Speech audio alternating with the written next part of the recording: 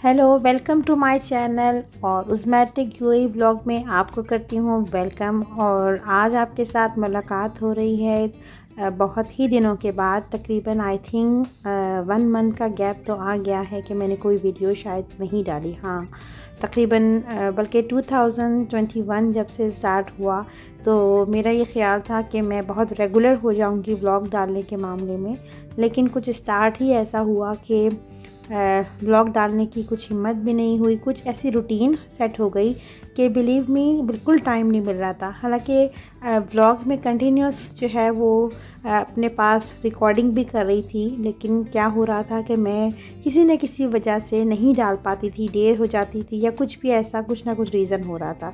असल में कुछ थोड़ी सी जो है वो विंटर का सीज़न ऐसा होता है कि मुझे ये लगता है कि विंटर आप बहुत स्लो करता है और कुछ दिनों की जो तरतीब होती है, यानी दिन के जो काम होते हैं वो आप लेट शुरू करते हो, तो वो सारा मुझे मैनेज करना बहुत मुश्किल लग रहा था। मेरा ख़्याल में आप सब भी इससे एग्री होंगे कि वैसे लोग जो ये कहते हैं कि विंटर में डेज़ शॉर्ट जाते हैं, एक्चुअली डेज़ तो वही रहते हैं, लेकिन एक साइकोलॉजिकल प्रेशर भी होता है कि बहुत जल्दी शाम जो होती है वो 6 बजे तकरीबन डार्कनेस शुरू हो जाती थी। तो उसकी वजह से ये होता है कि आपको एक पैनिक सा होने लगता है कि आपको हर चीज़ अपने टाइम पे फिनिश करनी है। और सबसे बड़ा मेन रीज़न जो है वो जब से बच्चे जो हैं वो डिस्टेंस लर्निंग कर रहे हैं, घर पे हैं, तो मेरे ख़्याल में कि तमाम वो माएँ जो हैं वो इससे एग्री करेंगी कि हमारी जो काम करने की जो सारी रूटीन है वो सारी रूटीन शिफ्ट हो गई है शाम के ऊपर, और मॉर्निंग हमारी जो है वो बच्चों के साथ बिज़ी है। वैसे तो अगर आप चाहें तो आप बच्चों को छोड़ दें, वो जो भी लर्न कर रहे हैं, लेकिन ये होता है कि मॉनिटरिंग आपको मुस्तकिल करनी पड़ती है अगर आप उससे बेस्ट रिज़ल्ट जो है वो लेना चाहते हैं। इंशाल्लाह मैं एक सेपरेट ब्लॉग इस पर भी बनाऊँगी, क्योंकि मैंने बहुत सारे लोगों के कमेंट्स जो हैं वो इस बारे में सुने हैं कि डिस्टेंस लर्निंग बच्चों को कुछ लर्न नहीं करवा रही और बच्चे बहुत लॉस कर रहे हैं। मेरा ओपिनियन थोड़ा सा इस बारे में डिफरेंट है और एक्सपीरियंस भी एक्चुअली डिफरेंट है। मैं ये समझती हूँ कि ये डिपेंड करता है आपके अपने ऊपर कि आप हालात को किस तरीके से अपने हक़ में कन्वर्ट करते हैं और उससे किस तरह का बेनिफिट लेते हैं, बजाय इसके कि हम इस चीज़ को रोएं कि स्कूल क्यों नहीं खुल रहे या कम खुल रहे हैं, जिन इलाकों में 1 दिन या 2 दिन के हिसाब से खुल रहे हैं। इन सब चीज़ों को सोचने से बहुत बेहतर है कि जितना टाइम आपके पास मौजूद है या जो रिसोर्सेज आपके पास मौजूद हैं, आप उसको कैसे यूटिलाइज़ करते हैं और उसको अपने हक़ में और अपने बच्चों के हक़ में कैसे नॉलेजेबल बनाते हैं। तो ये सारी प्लानिंग जो है वो इम्पॉर्टेंट है। इंशाल्लाह मैं जल्द ही इस पर भी एक ब्लॉग बनाऊंगी कि मैं आपके साथ शेयर करूंगी कि मैंने अपने बच्चों की लर्निंग को कैसे कंटिन्यू रखा और मैं कितनी सेटिस्फाई हूँ। मुझे बिल्कुल भी डिफरेंस नहीं लग रहा उनकी जो आमतौर पे स्कूल में फ़ेस टू फेस जाने में रेगुलर रूटीन होती थी उसमें और आजकल की रूटीन में। तो ये तो एक छोटी सी जो बात थी मैंने आपके साथ शेयर की और अपनी मसरूफ़ियत की वजह बताई। और आज है फ्राइडे का दिन, तो आज हिम्मत करके कैमरा मैंने ऑन किया और सोचा कि जो भी व्लॉग बन रहा है अब आपके साथ जो है वो ताल्लुक़ को दोबारा कायम करना है और जल्दी जल्दी से व्लॉग डालने हैं। और इंशाल्लाह मैं इसमें कामयाब भी होंगी अगर आपकी सपोर्ट रही तो ये बना रही हूँ मैं फ्राइडे का मॉर्निंग स्पेशल नाश्ता, जो कि स्पेशल इस लिहाज से होता है कि यहाँ यूएई में होती है फ्राइडे को ऑफ। तो नाश्ते का जो असल मज़ा होता है वो तो जो है वो फैमिली के साथ ही होता है। आम दिनों में तो यही हो गया कि बच्चों को आपने स्पेसिफ़िक दे दिया जो उनकी रिक्वायरमेंट्स हैं, और मैं ज़्यादातर जो है वो अपनी मर्ज़ी से 1 कप टी के साथ जो भी ऑप्शनल मेरा दिल चाहता है उस हिसाब से दे दूँ। तो यहाँ जो है वो आपने देखा कि मैंने मज़ेदार सा ऑमलेट तैयार किया और अब बच्चों के लिए ये जो है वो हॉट चॉकलेट बना रही हूँ। और सबकी पसंद अलग अलग होती है। हस्बैंड के लिए मैंने बनाया मिक्स ऑमलेट, बच्चों ने अपना ऑमलेट खुद तैयार किया प्लेन ऑमलेट, क्योंकि बच्चों को अमूमन वेजिटेबल्स बिल्कुल पसंद नहीं होती और वो जो है वो आजकल विंटर है तो वो हॉट चॉकलेट को एंजॉय करते हैं। और मैंने अपने लिए और हस्बैंड के लिए बनाई है टी। और यहाँ आपको ये सारे कप्स जो डिफरेंट नज़र आ रहे हैं, इसका ये रीज़न है कि हर बंदे का अपना मिजाज है, उस हिसाब से जो है वो ये कप डिफरेंट रखे गए हैं। और फिर जो है ये 2-1 दिन पहले मैंने ग्रॉसरी जो है वो, सॉरी ग्रॉसरी तो नहीं कहना चाहिए, ये जो है क्या है, ऑनलाइन ऑर्डर किए थे नून से। और उसको 2-3 दिन जो है वो मैं छोड़ देती हूँ, क्योंकि वो जो है उसमें से सारे जर्म जो है वो मर जाएँ और क्या जो भी सैनिटाइजेशन का प्रोसेस है वो खुद ही नेचुरल तरीके से जो है वो हल हो जाए कि अगर आप उसको टच ना करें। तो बस नॉर्मल मेरे ख्याल में मास्क हैं जो आप देख रहे हैं, और आजकल तो हमारी नॉर्मल ग्रॉसरी वाले पोर्शन में भी ये मास्क जो है वो हमारी लाइफ का डेली पोर्शन का एक हिस्सा बन गए हैं। और अगेन फिर यही दुआ है कि जल्दी इससे निजात मिले। तो ये 2 चीज़ें मैंने ऑर्डर की थी, आपके साथ शेयर करूंगी। एक तो ये डिस्पेंसर था, और ये जो है वो टर्बो फ्लेक्स के नाम से जो है वो एक आपके टैप के साथ फ्लेक्सिबल कहना चाहिए कि था कि अगर आप इसको जिस भी डायरेक्शन में मूव करें, इसको क्या बोलेंगे, बेसिक इसका नाम तो टर्बो फ्लेक्स है। तो मैंने कहा चलो, बड़ा रीज़नेबल प्राइस में था, आई थिंक विदिन 10 दिरहम के अंदर मुझे मिला। और ये वाला भी जो डिस्पेंसर है, और मैंने सोचा कि मैं इसको भी ट्राई करूं। ये भी हार्डली विदिन मेरे ख्याल में 8 और 9 दिरहम इसी तरह से कुछ ऑनलाइन जो है वो ऑर्डर किया। तो मैंने इसको अनबॉक्स किया, तो मैंने सोचा कि चलो इसका ब्लॉग बना के इसको भी अपलोड करते हैं। हम यूजुअली बड़ी चीज़ें तो बना ही रहे होते हैं, इस तरह की छोटी चीज़ें जो होती हैं वो बड़ी हेल्पफुल होती हैं। और मुझे तो कम से कम ना इस तरह की चीज़ें बड़ी अट्रैक्ट करती हैं जो लाइफ को थोड़ी सी इजी बना लें और देखने में भी अच्छी लगती हैं, कूल लगती हैं।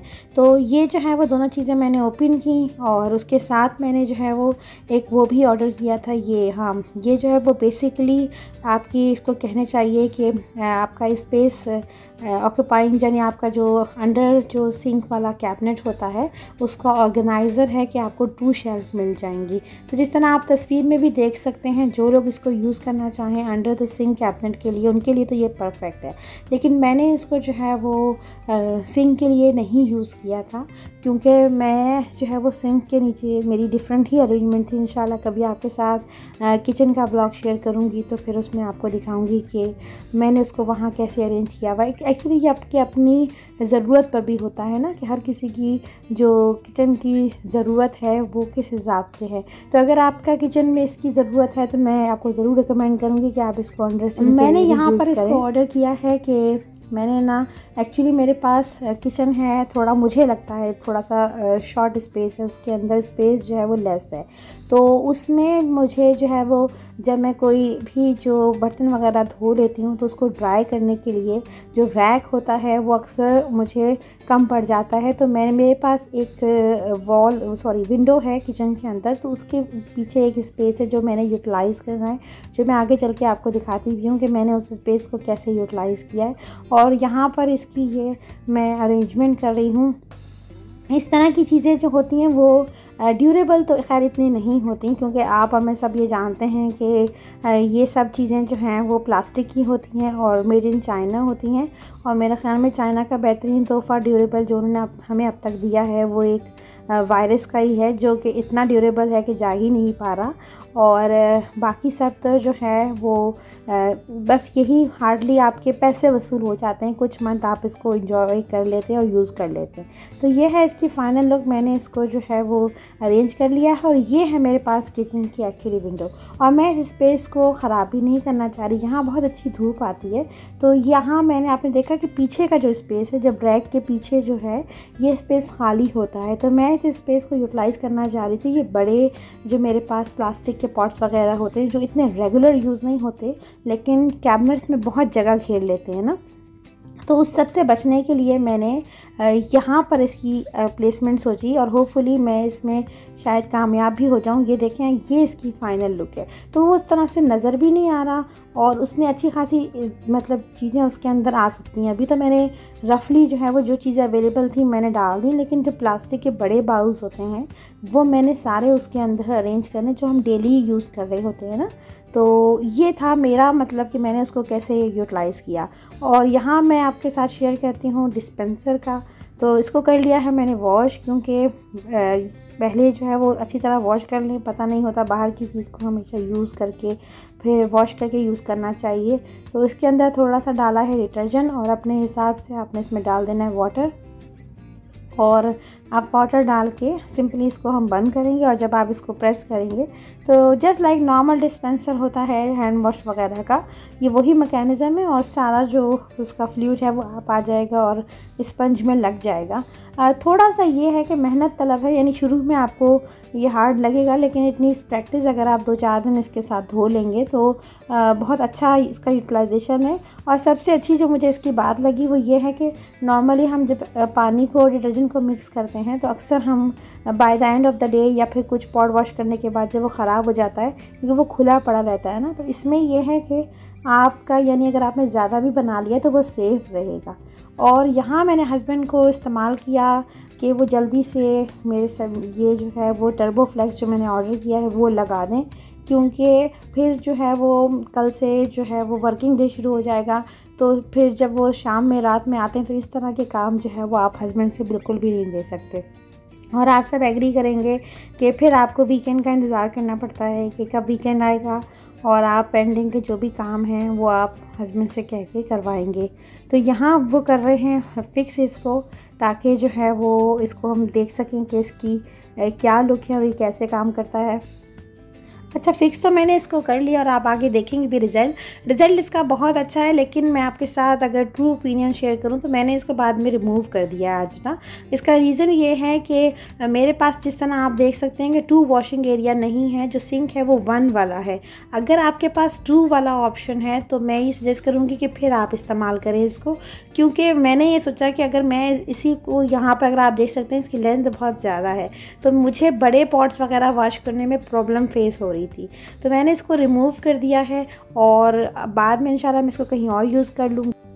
तो ये था मेरा आज का छोटा सा व्लॉग। उम्मीद करती हूँ कि आपको अच्छा लगेगा। दुआओं में याद रखिएगा और वीडियो को लाइक और शेयर करना बिल्कुल नहीं भूलिएगा। अब मिलूँगी आपसे बहुत जल्द। Take care.